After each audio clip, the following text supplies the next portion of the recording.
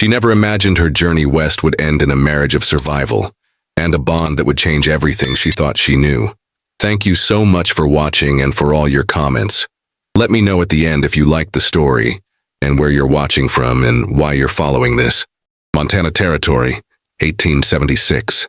The sky stretched endlessly over the rolling prairie as Sarah Calloway stood at the edge of Fort Benton, her heart hammering against her ribs. At 22, with auburn hair that caught fire in the sunset and eyes the color of storm clouds, she had traveled west from Boston after her father's death, seeking a new beginning with her uncle, a frontier doctor. Miss Calloway, I must advise against wandering this far from the fort, Lieutenant Davis warned, approaching on horseback. Blackfeet scouts have been spotted nearby. Sarah shielded her eyes from the setting sun. I merely needed air, Lieutenant. The journey has been suffocating. These aren't Boston streets, ma'am. The territories are unforgiving. As they turned back toward the fort, 3 riders appeared on the horizon.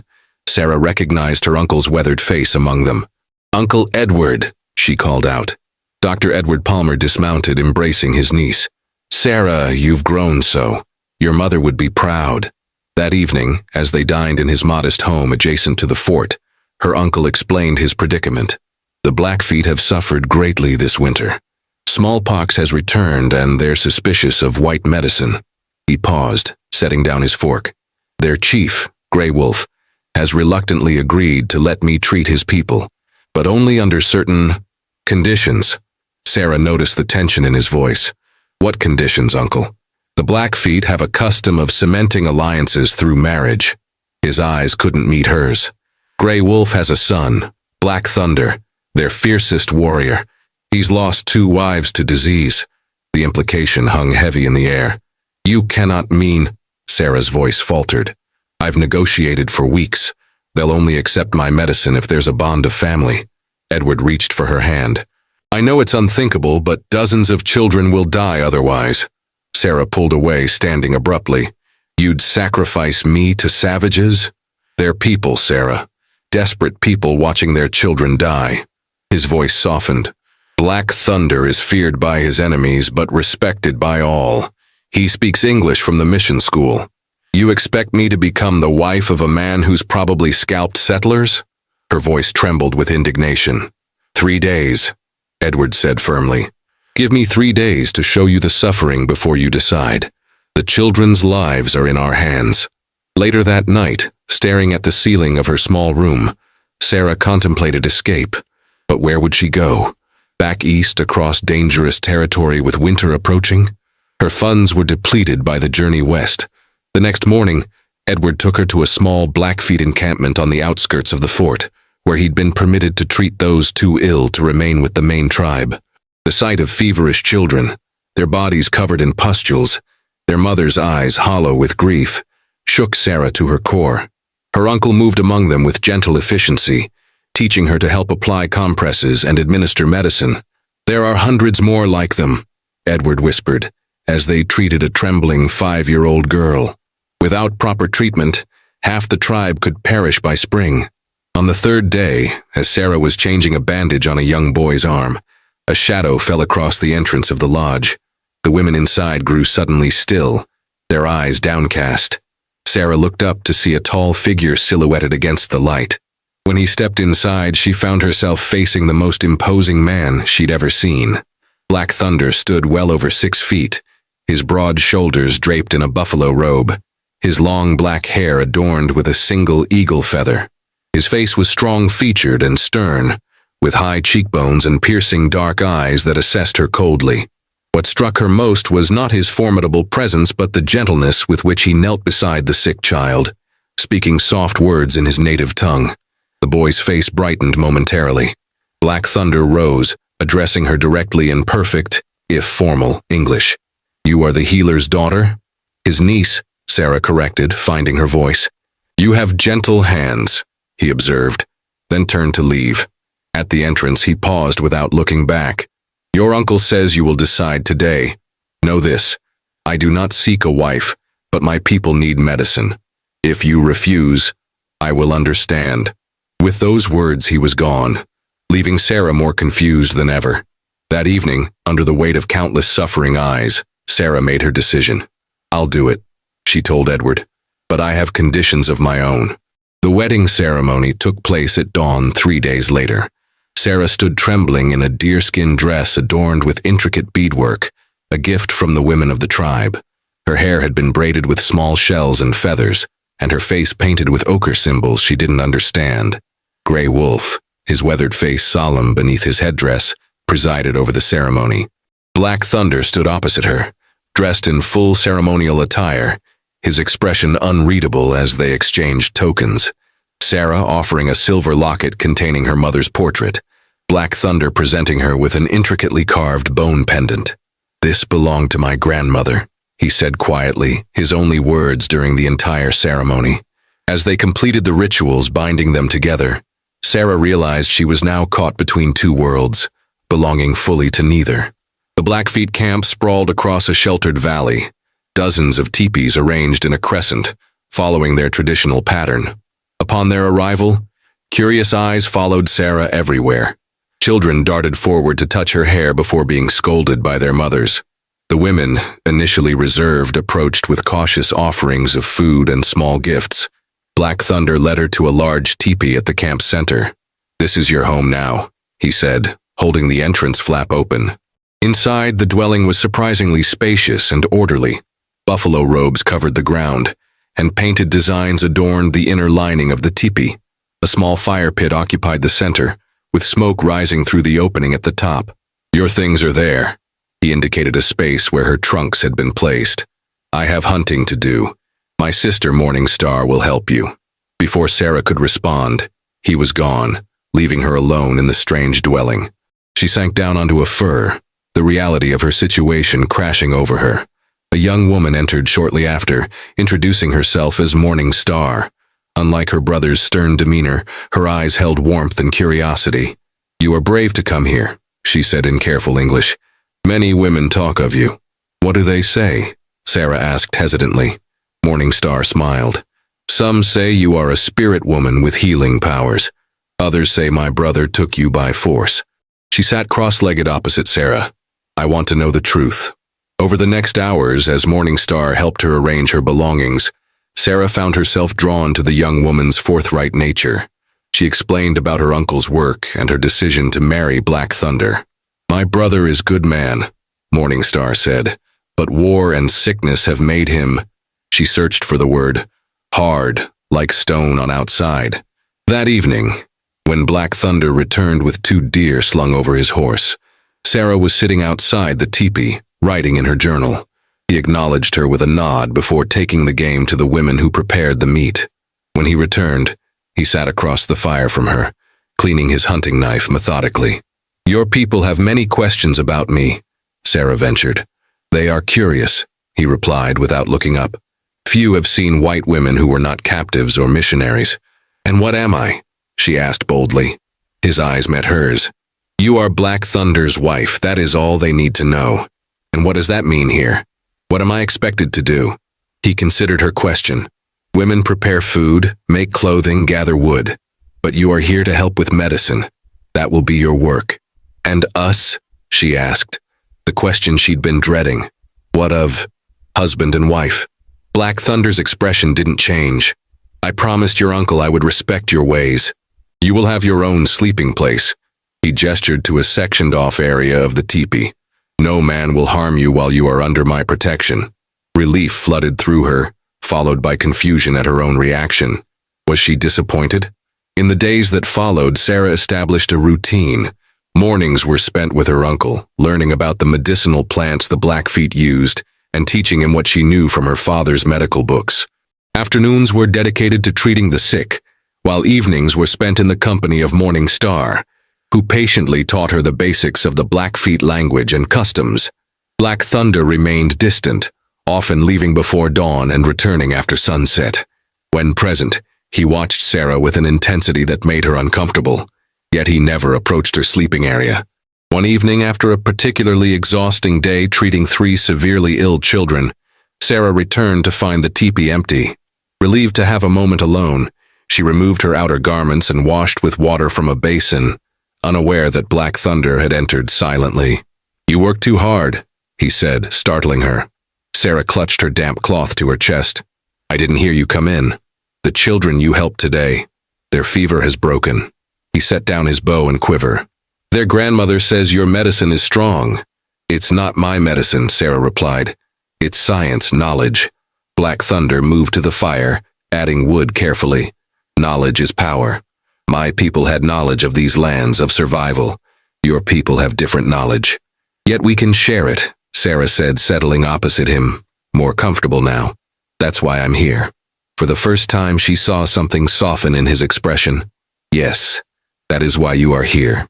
Later that night, a commotion outside woke Sarah from sleep. Black Thunder was already gone, and she wrapped herself in a blanket to investigate. Outside, torches illuminated a group of riders entering the camp. At their center was a wounded warrior being helped from his horse, blood soaking his side. Soldiers! Morningstar appeared beside her, voice tight with anger. They attacked our hunters near the creek. Black Thunder emerged from the crowd, his face a mask of controlled fury as he conferred with the other warriors. When he noticed Sarah watching, he strode toward her. Your people's soldiers shot without warning, he said, voice low and dangerous. 2 men dead, 3 wounded. Let me help, Sarah offered, but he blocked her path. These men will not accept your medicine. They believe white hands bring death. That's ridiculous, Sarah protested. I can help stop the bleeding at least. Black Thunder studied her for a long moment.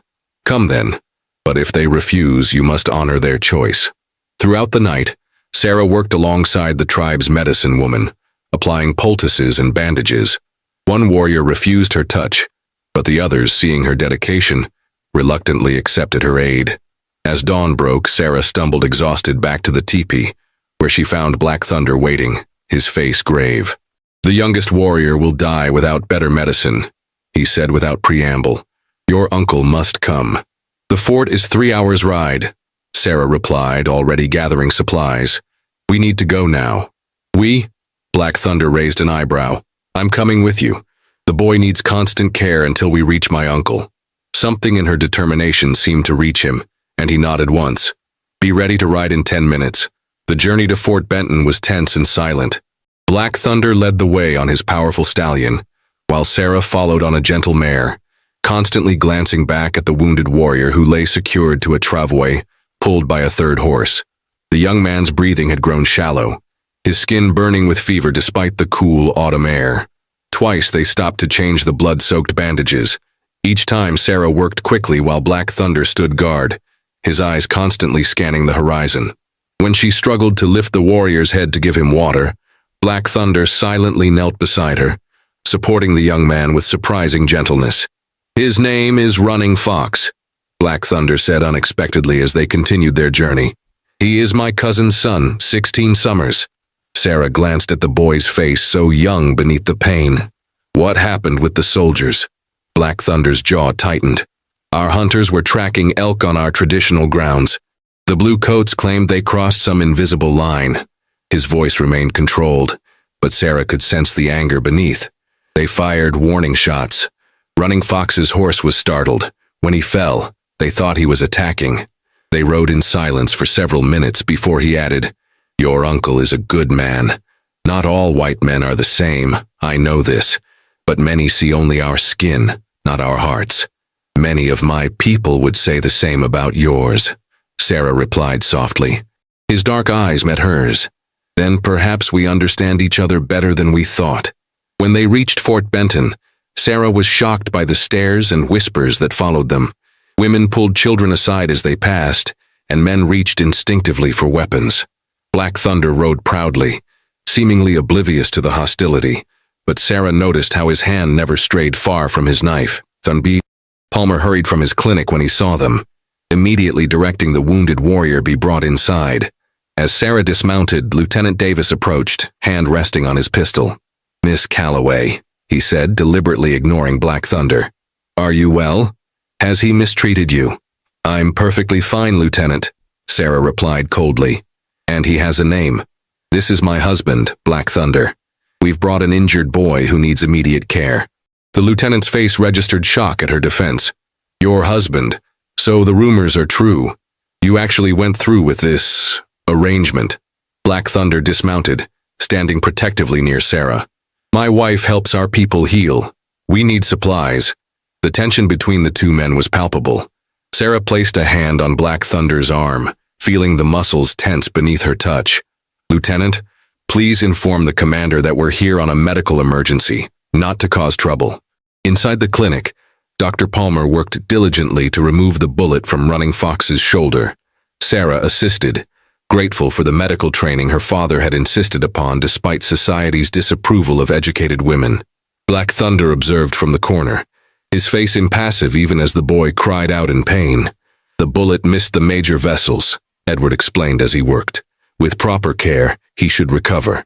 Later, as Running Fox slept under the influence of laudanum, Sarah and Black Thunder stepped outside for air. The fort had grown quiet as evening approached, though Sarah noticed soldiers still watching them from a distance. Your uncle says we must stay until morning, Black Thunder said, gazing at the sunset. The boy cannot travel yet. Sarah nodded, suddenly aware of how exhausted she felt. We can use my old room. I'll ask for extra blankets. I will sleep outside with the horses, he replied firmly. That's ridiculous, Sarah protested. It's too cold, and the soldiers are already suspicious. Please, the room is large enough. After a moment's hesitation, he agreed. That night, in the small room where Sarah had once contemplated escape, they created an awkward arrangement of blankets, with Black Thunder insisting on sleeping near the door to protect her. Sarah lay awake, listening to his steady breathing. Thank you, she said softly, unsure if he was still awake, for bringing Running Fox here, for trusting my uncle. After a long silence, his deep voice came through the darkness. When I was a boy, I also was shot by soldiers. Sarah turned toward his voice, though she could barely make out his silhouette in the dim light. I was 10, he continued. My father and I were hunting. The bullet shattered my leg bone. A white doctor at the mission saved it, though many said it should be cut off. He paused. I can still run and ride as well as any warrior, but I know what good medicine can do. Is that why you agreed to the marriage? Sarah asked. Grey Wolf decided, Black Thunder replied. But I did not oppose him. Our children are dying. Pride helps no one. The next morning, Running Fox was conscious but weak. Edward insisted he stay another day, providing Black Thunder and Sarah an unexpected opportunity to gather needed supplies. Together, they visited the trading post, where Sarah was dismayed by the inflated prices the shopkeeper tried to charge upon seeing her Blackfeet companion. This is theft, she declared loudly, drawing attention from other customers. These blankets were half this price 3 weeks ago. The shopkeeper reddened. Supply and demand, ma'am. Winter's coming. And you think you can cheat us because my husband is Blackfeet? She stood her ground, aware of Black Thunder's surprised expression at her vehemence. We'll take our business elsewhere. As they left empty-handed, Black Thunder spoke quietly. There is nowhere else. He knows this. Then we'll send word to Helena for supplies, Sarah replied, her mind racing. My uncle has connections there. Black Thunder studied her with newfound respect. You have a warrior's spirit, Sarah Palmer.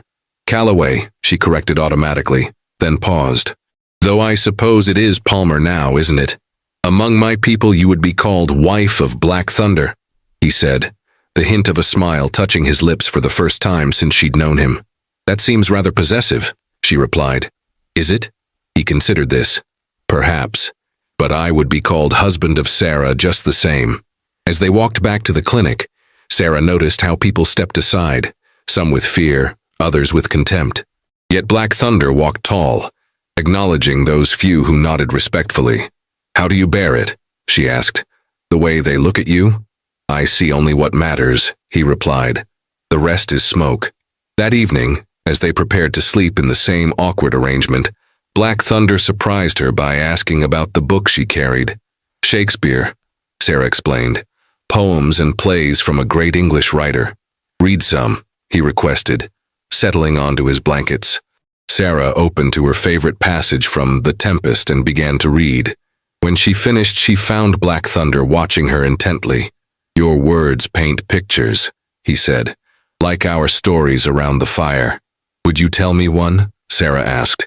A story of your people? In the quiet room, Black Thunder's deep voice recounted the creation tale of the Blackfeet, of Old Man and the animals. of how the world came to be. Sarah listened, captivated not just by the story, but by the animation in his usually stern face as he spoke of his people's traditions. When morning came, Running Fox was strong enough to travel. As they prepared to leave, Lieutenant Davis approached with several soldiers. "There's been an incident," he announced grimly. "A settler's cabin was raided last night, 10 miles east. Family of 4 killed. Blackfeet tracks were found." Black Thunder's body tensed, his hand moving to his knife. "That's impossible," Sarah interjected. "The Blackfeet are camped west of here, and they wouldn't leave tracks so obviously." "Nevertheless," Davis continued, "the commander has ordered all Indians to be detained for questioning." Black Thunder's eyes narrowed dangerously. "The boy needs medicine. We return to our people now." Soldiers moved forward, hands on their weapons. Sarah stepped between them and her husband, heart pounding. "Lieutenant, my uncle will vouch for Black Thunder's whereabouts last night. This is absurd." "Step aside, Mrs. Palmer," Davis ordered. "This doesn't concern you." "He is my husband," Sarah replied, surprising herself with the fierce certainty in her voice. "It absolutely concerns me." The standoff at Fort Benton lasted an excruciating hour before Dr. Palmer's testimony, and the intervention of a sympathetic cavalry captain named Bennett allowed them to leave. As they rode away, Sarah could feel the tension radiating from Black Thunder, whose silence had deepened into something darker. "You should not have stood between me and their guns," he finally said when they were miles from the fort. "It was dangerous." "Would you have preferred I let them arrest you for something you didn't do?" Sarah retorted. "I have faced white men's accusations before," he replied grimly. "Their justice sees only what it wishes to see." Running Fox, though weak, managed to stay upright on his horse as they traveled, the medicine from Dr. Palmer easing his pain. By nightfall, they had covered half the distance to the Blackfeet camp, stopping to make a small fire in a sheltered ravine. As Sarah prepared a broth for Running Fox, Black Thunder disappeared into the gathering darkness. He returned an hour later with a freshly killed rabbit, which he skinned with practiced efficiency. "Captain Bennett," he said unexpectedly as they ate. "He spoke of you." Sarah looked up, surprised. "What did he say?" "That you were Edward Palmer's niece. That you came west seeking purpose after your father died." Black Thunder studied her across the fire. "He said you were engaged to a doctor in Boston, but broke it when you discovered he experimented on poor patients without their knowledge." Sarah stared at him, shocked that Bennett knew this private history. "That's true," she admitted. "Thomas, my fiancé, believed the advancement of medicine justified any means. I couldn't accept that." "You believe all people deserve the same care," Black Thunder observed. "Even enemies." "I don't consider your people enemies," Sarah replied. "Yet you feared me," he said matter-of-factly. "When we first met." Sarah couldn't deny it. "Yes, your reputation preceded you. As a savage who collects scalps?" His voice held no accusation, only a resigned understanding. "Something like that," she admitted. "But I was wrong." Black Thunder added wood to the fire, sparks rising into the night sky. "I have killed men in battle," he said evenly, "but only warriors who chose to fight. Never women, never children, never the defenseless." His eyes met hers across the flames. "This is the way of honor." That night, as Running Fox slept deeply under the effects of the laudanum, Sarah found herself huddled close to Black Thunder for warmth, their blankets combined against the autumn chill. His nearness should have made her uncomfortable, yet instead she felt strangely protected. "The stars are different here," she murmured, gazing upward through the branches. "So much brighter than in Boston." "The same stars," Black Thunder corrected gently, but seen through clearer eyes. He pointed upward, tracing patterns. "There is the buffalo, and there the 7 brothers who became the stars you call the Dipper." As he named the constellations in his people's tradition, Sarah felt something shift between them, a bridge forming across the vast divide of their different worlds. They reached the Blackfeet camp the following afternoon to find it in turmoil. Soldiers had visited during their absence, searching teepees and frightening children while looking for raiders. Grey Wolf had maintained a fragile peace, but tensions were high. That evening, a council fire was lit. Sarah sat beside Morning Star as the men debated their response to the increasing military presence. Some younger warriors called for retaliation, while Grey Wolf counseled patience. When Black Thunder finally spoke, the entire circle fell silent. "The blue coats seek reason for war," he said, his voice carrying clearly through the night air. "They create stories of raiders to justify taking more land. If we attack, we give them what they want." A young warrior jumped to his feet. "So we do nothing while they push us from our hunting grounds? While they kill our brothers?" "I did not say do nothing," Black Thunder replied calmly. "I say be smarter than they expect. The doctor's medicine helps our children. His niece, my wife, stood between me and soldiers' guns at the fort. Not all white people are enemies." Sarah felt eyes turn toward her, some curious, others skeptical. "Captain Bennett seeks truth about the murdered settlers," Black Thunder continued. "He believes Crow raiders or perhaps white men disguised as Indians are responsible. We should help him find proof." The council continued late into the night, eventually agreeing to Black Thunder's proposal to cooperate with Bennett while strengthening their defenses. As the gathering dispersed, Sarah approached her husband. "Thank you for what you said about me," she said quietly. "I spoke only truth," he replied, his face softened by the dying firelight. "You have courage." Over the next weeks, as winter settled across the prairie, Sarah's role in the tribe evolved. What had begun as a reluctant arrangement transformed as she worked alongside the medicine woman, combining Western treatments with traditional knowledge. The children especially sought her out, fascinated by her stories and the small wooden toys her uncle sent from the fort. Black Thunder remained reserved, yet Sarah noticed subtle changes. He began taking her on rides to gather medicinal plants, teaching her to recognize landmarks and navigate the vast landscape. In the evenings, he carved a small flute, filling their teepee with hauntingly beautiful melodies. They still maintained separate sleeping areas, but the invisible barrier between them thinned. Sometimes their hands would touch as they worked together, lingering a moment longer than necessary. Sometimes she would catch him watching her with an expression she couldn't quite decipher. One bitter December night, as wind howled outside their teepee, Sarah awoke to find Black Thunder adding wood to the fire, his face troubled. "What's wrong?" she asked, sitting up. "Nothing," he replied automatically, then reconsidered. "Dreams, old memories." Sarah wrapped a blanket around her shoulders, moving closer to the fire. "Tell me." He was silent for so long she thought he wouldn't answer. Then, "I dreamed of my first wife, Snow Lily. She died bringing our son into the world. The boy lived only 2 days." The raw pain in his voice moved her deeply. "I'm sorry," she whispered. "And your second wife?" "Dawnbird. The fever took her last winter." His hands worked methodically, arranging the burning logs. "Some say I am cursed." "That's superstition," Sarah said firmly. "Disease isn't a curse. It's something we can fight with knowledge." Black Thunder looked up, something vulnerable in his usually guarded eyes. "When Grey Wolf first spoke of this marriage, I refused. I did not wish to bring death to another woman. Yet here I am," Sarah said softly, "very much alive."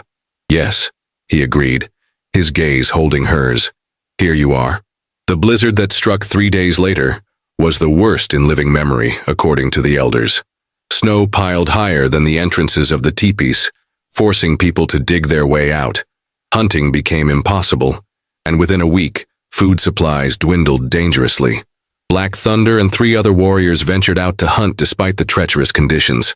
When they hadn't returned by nightfall, Sarah paced anxiously, alternating between worry and anger at his recklessness. Morningstar kept her company, showing surprising insight. "My brother was not always so serious," she confided. "Before the deaths, before the soldiers pushed us from our best hunting grounds, he laughed often." "I find that hard to imagine," Sarah admitted. "I have seen him watching you," Morningstar continued, her eyes knowing. "When you treat the children, when you learn our ways, his face changes." Before Sarah could respond, shouts outside announced the hunter's return. She rushed out to find Black Thunder being helped from his horse, blood freezing on his leggings where a bull elk had gored his thigh.